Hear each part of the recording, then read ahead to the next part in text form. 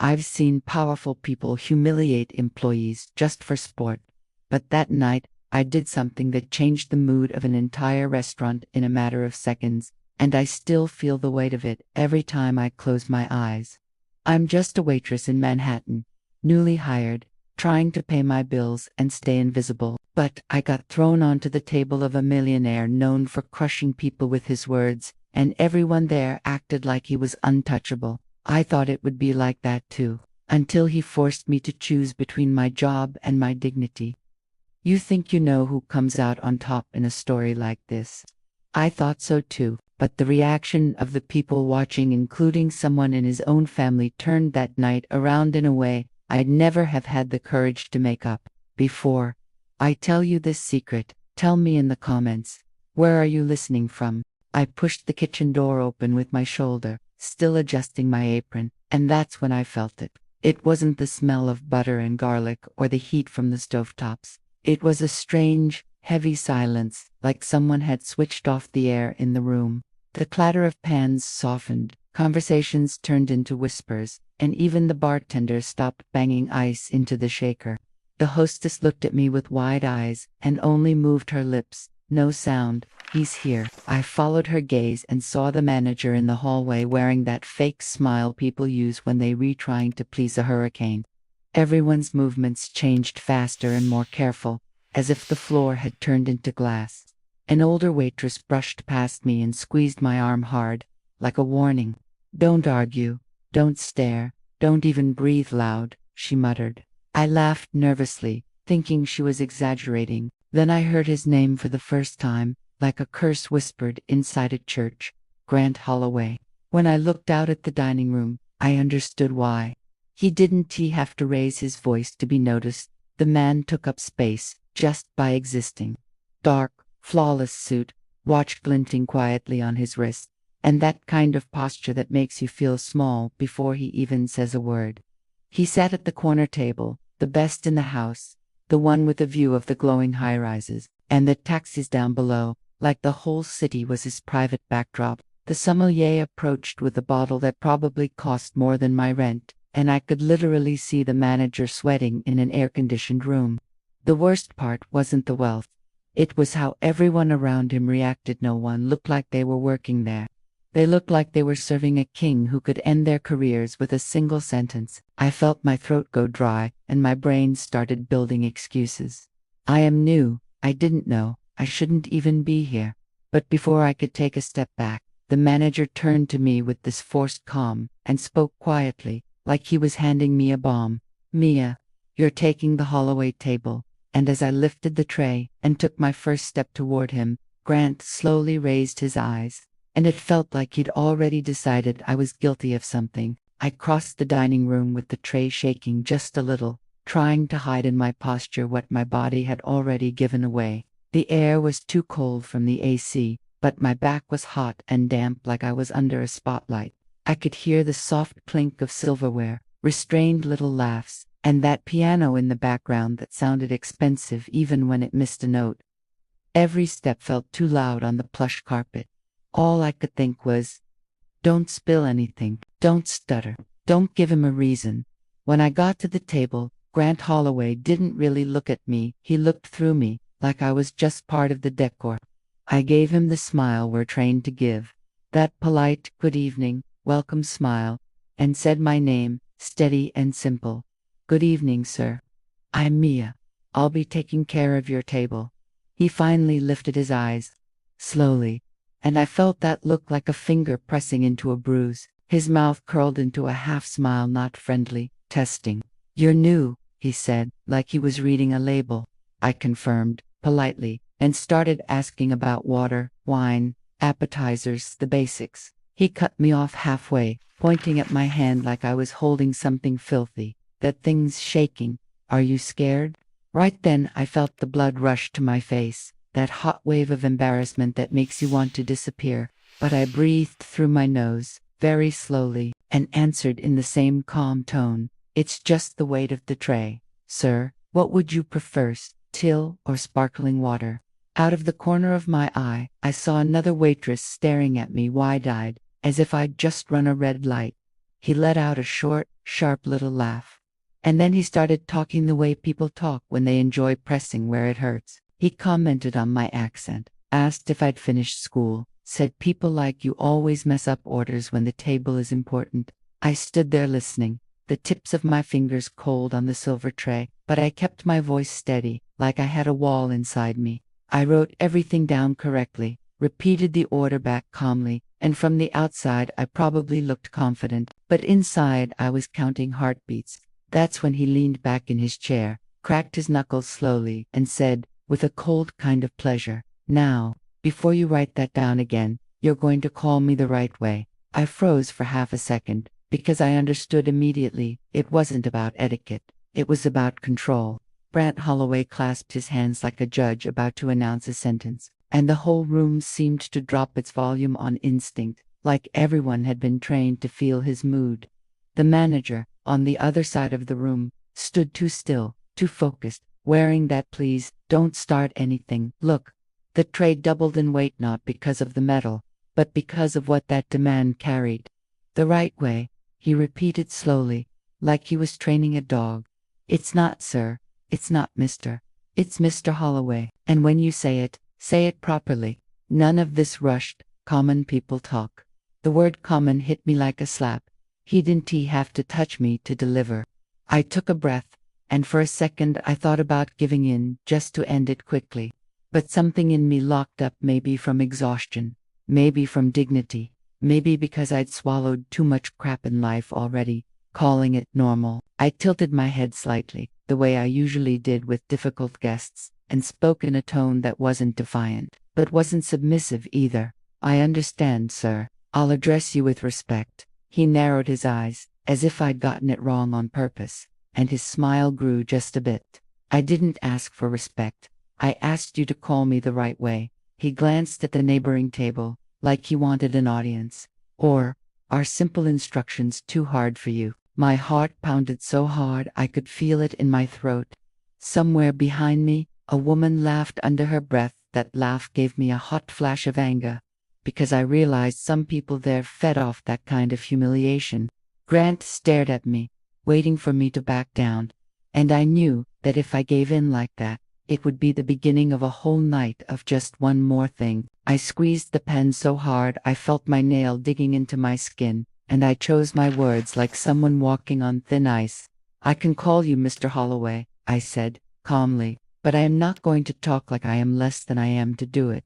I spoke softly, just loud enough for him to hear, but the room was so quiet it sounded louder. For a moment his face went blank, and then it changed. His lips curved again, and I saw that satisfaction of someone who'd just found a new toy to break. He leaned back and said, almost sweetly, "Oh, so you've got personality. What a shame." Then he raised his hand, calling for the dining room's attention like he owned the place. "Let's see how long that lasts." The second he lifted his hand, the whole restaurant turned into a stage, like he was calling for silence in a courtroom. The piano kept playing, but it sounded farther away, and I noticed silverware pausing mid-air, people pretending to look at their plates so they wouldn't have to look up. I clenched my jaw and held my pen over the notepad, waiting for the next move in his game. Grant didn't even need to raise his voice. He spoke with that sharp calm of someone who knows everyone will obey anyway. "Bring my entree and don't take long. I don't pay to wait." When I came back with the food, he didn't say thank you, didn't glance at the presentation, didn't follow any human ritual. He poked the plate with his fork and made a face like ID. Just served him an insult. "This is the best you people can do."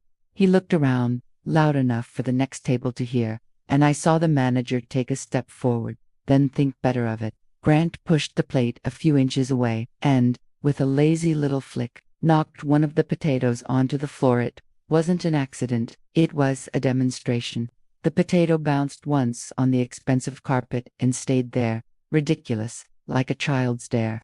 Then he pointed down and said, "Pick it up." Now, I stayed frozen for one heartbeat, just long enough to feel my fingers clench around the tray until my knuckles went white. I heard a stifled laugh from somewhere, and that gave me a strange kind of clarity, like I was finally seeing the whole mechanism. He didn't care about the potato, He wanted to see me bend. I leaned my face closer to his and spoke softly, trying to offer him a way out that would still let him save face. I can ask for another side, sir. I can replace the dish. He slowly shook his head, amused. No, you're going to pick it up, on your knees if you have to. That's what you're paid for.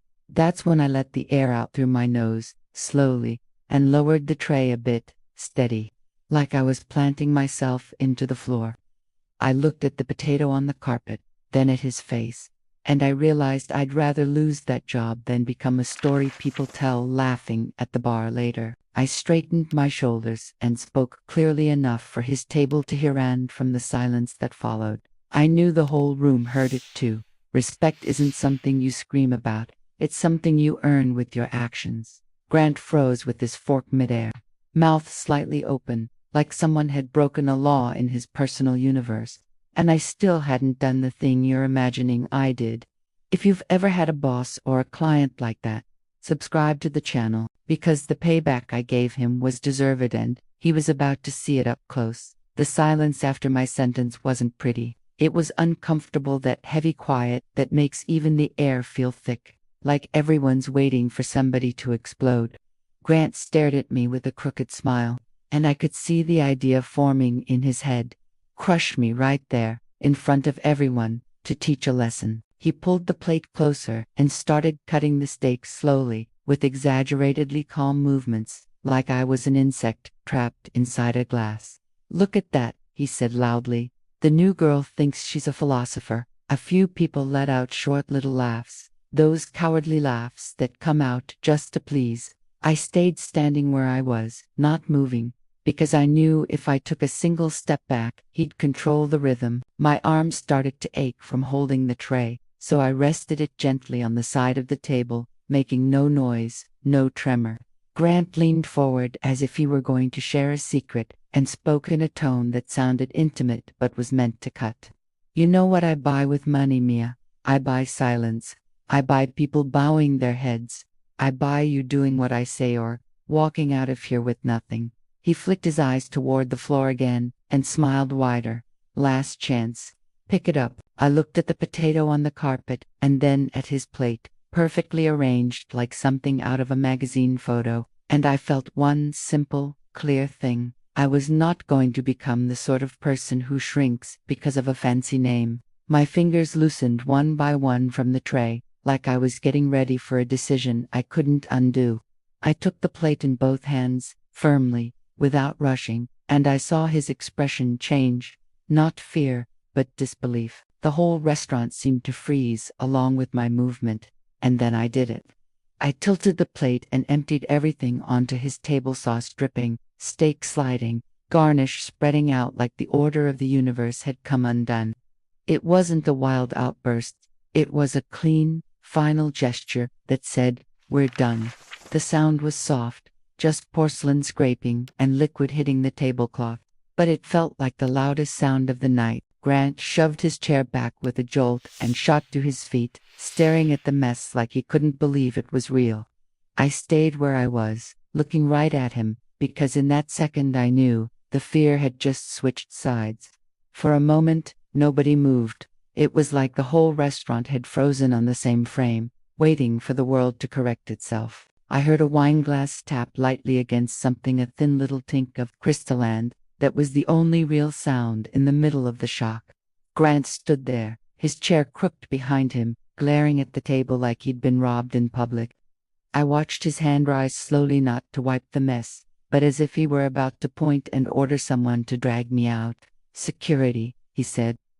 He didn't need to shout, but before any man in a black suit could take a single step, another voice sliced through the air, firm, tired, irritated in exactly the right way. No. It was the owner of the restaurant, Mr. Caldwell, walking in from the hallway with his jacket open and his face flushed, like a man who'd spent his life swallowing bad customers just to keep the place running. He stopped next to the table, gave me a quick look, not condemning, but like he finally understood why this was happening, and turned to Grant as if he were facing down an old debt. Grant spread his hands in a theatrical gesture, trying to win the crowd back. "Did you see what this girl just did? This is unacceptable. Caldwell didn't blink. I saw what you did first, he answered. And then something happened that I didn't see coming. A few tables nearby started looking straight at Grant. No more pretending, no more fear. A couple who had laughed earlier went quiet, staring down at their plates like they were ashamed of themselves. And a younger man, well-dressed, stood up from a table in the back and walked toward us. I could tell from his face he was in T-staff. He looked like Grant, just without that hardness in his eyes. His nephew, I'd later learn, Evan Holloway. Evan stopped beside his uncle and spoke softly, but the line hit the silence like a punch. Enough, uncle, you're out of line. Grant turned toward him like he'd just been slapped. You're going to correct me here. Evan didn't back down. I'm trying to keep you from becoming a joke. And the strangest and, honestly, most satisfying thing was watching the security guards. Both men in suits had stepped closer, but they didn't advance. One of them avoided looking at Grant. The other dropped his chin slightly, like he'd received a different order without a word being spoken. Caldwell took a long breath, gestured subtly toward the door, and spoke with a calm that sounded like a verdict. Mr. Holloway, you're not going to lay a hand on her. And if you want to keep dining here, you're going to apologize. The word apologize hung in the air like something impossible. Grant looked around for support and found none. And I realized, standing there with the tray still in my hands and sauce still dripping across his table, that his power hadn't evaporated because of me. It had evaporated because, for the first time, no one else was willing to prop up the lie. Grant stood there, scanning table after table like he expected someone to laugh, someone to defend him, someone to say, "Come on, that's just how he is." But what he found was worse. Still faces, steady eyes, people finally seeing the ridiculousness behind the money. He tried straightening his jacket, as if the expensive fabric could restore his authority, and wiped at the stained tablecloth in a short, angry movement, only to realize it was pointless. His table had become a scene and the scene no longer obeyed him. "This is ridiculous," he snapped. But the words died in the air. Caldwell didn't budge. Evan didn't either. And I stayed there quietly, feeling the weight of that moment pressing down on me, because the truth was, I had no idea what would come next. All I knew was that nothing I did could undo it now. Grant glared at his nephew like he was about to spit something venomous, but Evan didn't flinch. That's when I saw the real crack. Grant wasn't furious at me. He was furious because his own blood had drawn a line in front of strangers. He yanked his wallet from his pocket and tossed a few bills onto the table, crumpled, like money on paper, could solve humiliation in the chest. "Keep it," he muttered, staring at the floor, not at me. And when he turned away, I saw something I hadn't seen in him the entire night. Hurry, not the hurry of a man with an appointment, the hurry of someone desperate to vanish before anyone remembered he was just another human being with more zeros in his bank account. He walked down the center aisle without looking sideways, and people moved out of his way not with reverence this time, but like they were making room for a noise leaving the room. At the door, he paused for half a second, like he might turn and try one last line of control. But nobody offered him the energy for that. There was no applause, no boos, no shouting, just a silence that said, "It's over." And that silence was harsher than any insult, because it didn't even give him the dignity of a fight. Grant pushed the door open and stepped out into the cold Manhattan night, alone, the streetlights hitting his face like camera flashes, exposing everything. I watched until he disappeared down the sidewalk, and then I realized something strange. His name, which had moved through that place like a threat, suddenly felt small. People went back to eating, slowly, still processing what had happened. But nobody whispered, "Careful, it's him," anymore now. It was more of a, "Did you see that?" soaked in disapproval and an uncomfortable kind of pity. And I knew, right there, that he'd stay rich, of course. But that night, he'd lost something money couldn't buy back. When the door closed behind Grant, I just stood there for a second, my hand still hovering in the air like I'd finished a movement, and my body hadn't gotten the memo yet. I tugged my apron forward and wiped my palms on the cloth band once, twice until I felt my fingers obeying me again. Caldwell let out a long breath and jerked his chin in my direction, in that wordless come here way. I followed him down the hallway in short steps, listening to the dining room start breathing again, like someone had taken a weight off the ceiling. Out of sight of the guests, Caldwell spoke quietly. "You're not fired." He said it like he was signing something invisible. "You just did what everyone here has wanted to do for years." I bit the side of my tongue so my voice wouldn't crack and only nodded, because if I opened my mouth I knew everything would come out at once. A line cook walked past and brushed my shoulder with her hand, quick, almost like she didn't want to get caught doing it. That's when I understood. It wasn't about me having one. It was about someone finally showing that fear doesn't rule when no one is feeding it. When I went back to clean up the table, people didn't look at me the way they look at the waitress. They looked at me like I was a real person. A woman raised her glass slightly in my direction, not with an exaggerated smile, just pure respect. A guy left a folded tip on the edge of his table and said, "Good for you," under his breath, like he was embarrassed he hadn't helped sooner. Even the sommelier, who'd seemed like a luxury robot before, stepped aside and let me work without correcting me with his eyes. And I, who had walked in that night, trying to be invisible, had to swallow hard not to fall apart right there on the expensive carpet. And look, I know it sounds like a movie scene when I tell it like this, but I swear to you, what really changed that night wasn't T. Grant losing money, it was him losing his grip on everyone around him for a few minutes. I didn't become a hero, I just stopped serving humiliation like it was part of the menu. And if you're re-listening to me, and you've ever swallowed disrespect just to avoid trouble, remember this: real respect doesn't show up when someone snaps their fingers, it appears when somebody refuses to bow. If this story kept you here, hit like.